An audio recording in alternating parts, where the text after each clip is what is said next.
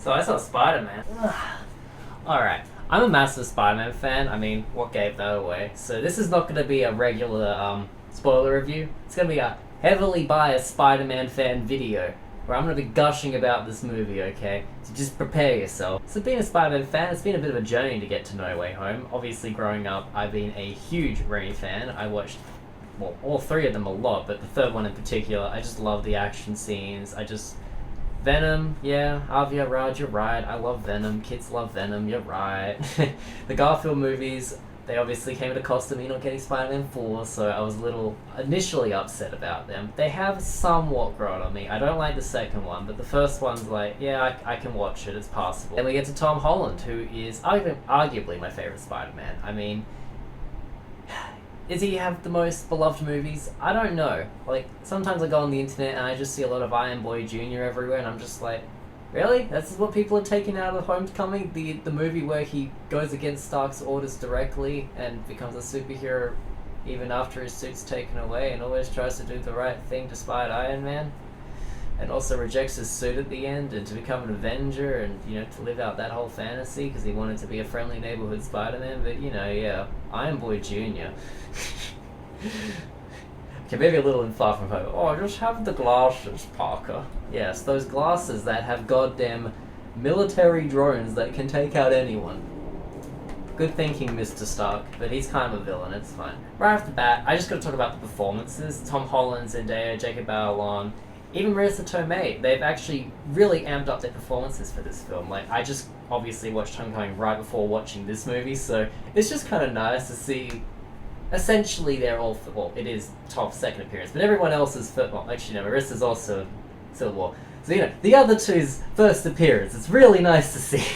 I really appreciate how much their acting ability has improved. Like, Tom's range in No Way Home in particular is astounding. Like, he really conveys a lot of the more hardcore emotional scenes with a lot more gravitas than what he did with Homecoming. And he's still very good in Homecoming. Like, that scene in Homecoming where he's lifting up the rocks from, you know, the rubble.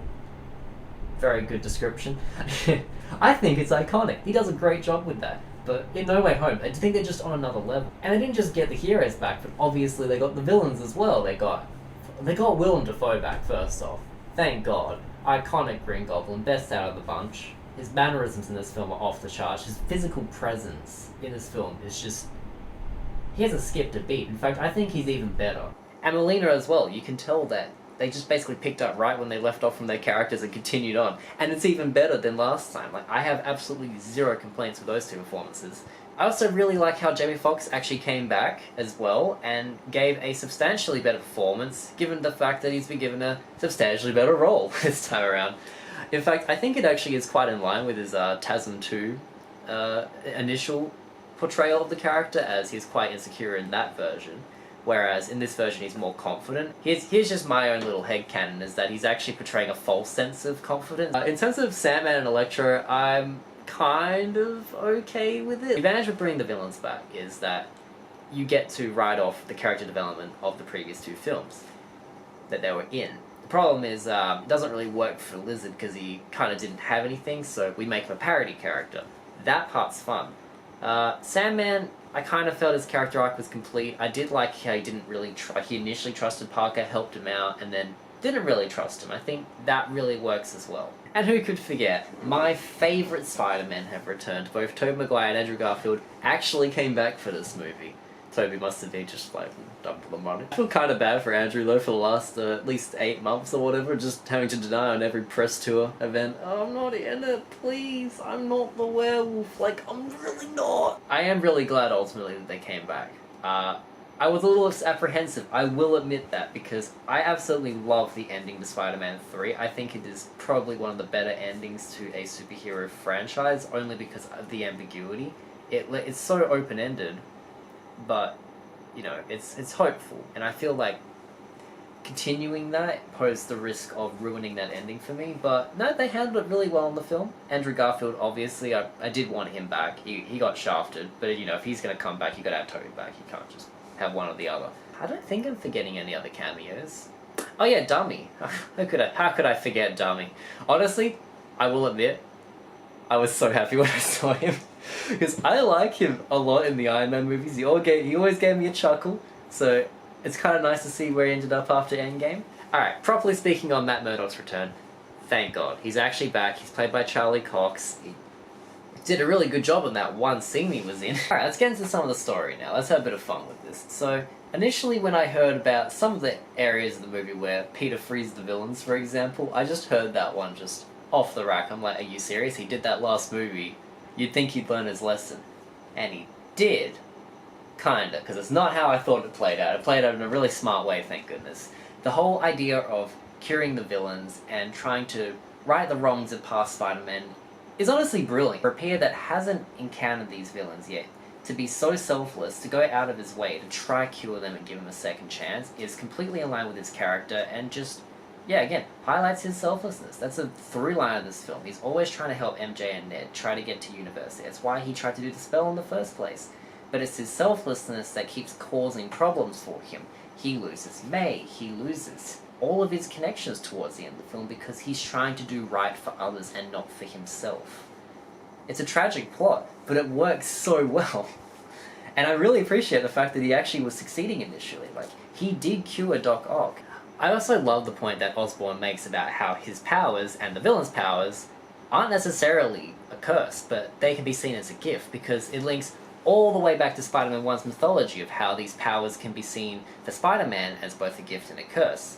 Ultimately, the responsibility that Spider-Man imbues to use his powers for good is what makes it a gift for others. But the fact that the villains are using the power for selfish reasons is what curses them further. So the fact that removing these powers gives them a second chance, it's really cool. I don't know. What can I say? I mean, the entire point is perfectly handled at the end when Dr. Otto comes back because he saves Electro. He's been given that second chance and he uses his powers for responsible reasons to do good. That is the gift that he can imbue on others when he returns home. And that's the gift that they can all give. They all have, I mean, maybe not Flint Marko, but, you know, Flint Marko could be probably a better father, whereas the other three are pretty smart. I'm sure they could do good in their world. My point is, this story is smart. It builds on what came before with these movies. It shows that Spider-Man himself is fallible and could have done better with these people, and that ultimately it just works. And we haven't just got character development for the villains, we've also got it for our heroes themselves. We got Tobey Maguire, who stops Glider from impaling an Osborn, which is funny because I actually initially was like, oh, that's a parallel to Harry being saved. You idiot. And we've also got Andrew Garfield as well. He manages to save Gwen. Well, not, oh god, he doesn't save Gwen. He manages to save MJ this time. And you can tell he's been thinking about it for years because instead of using his web, he lunges straight for her. And it's just so satisfying to watch. Like, it's filmmaking just done right. They understand the characters, they understand how to continue their arcs in subtle ways. Even going back into when they were being science bros together, which was an amazing moment in itself. When Toby was saying, you know, I've been thinking about how to cure Osborn for years, you can tell this hurt them, that they couldn't save them before. So the fact that Tom's Peter is in fact, you know, completing, in a sense, their arcs by helping them help the villains they couldn't necessarily save is a really powerful statement. This is going to be a really long review if I don't, like, speedrun all my highlights, so we're just going to do that now. Soundtrack's amazing, brutal action sequences that were shot pretty well. John Watts is an amazing director. He's really, you can tell the visual improvement from Homecoming to this is night and day in terms of how he shoots his action sequences. I will say this is quite funny. They use the same footage. They just reverse it when Sandman becomes human again. When he gets, when he initially gets water splashed in Spider-Man 3. It's like, I know what that is. You can't fool me because I recently saw Spider-Man 3. Ned being a sorcerer is hilarious, and I really hope that they actually bring him back for another, like, I don't know, a Doctor Strange movie, a Wong TV show where, like, he trains people Hogwarts style to become sorcerers. I don't know, I'm just spitballing.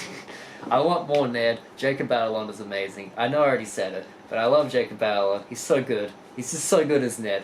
I promise I won't become evil. He won't become evil. Well, I hope he doesn't. Like, everyone, I didn't even know this till recently myself, so I'll cut people slack, but turns out that he was actually framed as Hobgoblin. There were a lot of editorial issues with that, so whenever they're like, oh, you become Hobgoblin because you're Ned Leeds, it's like, no, actually. He was framed. So they could do that frame plot in a future movie, but I hope he doesn't actually become a villain.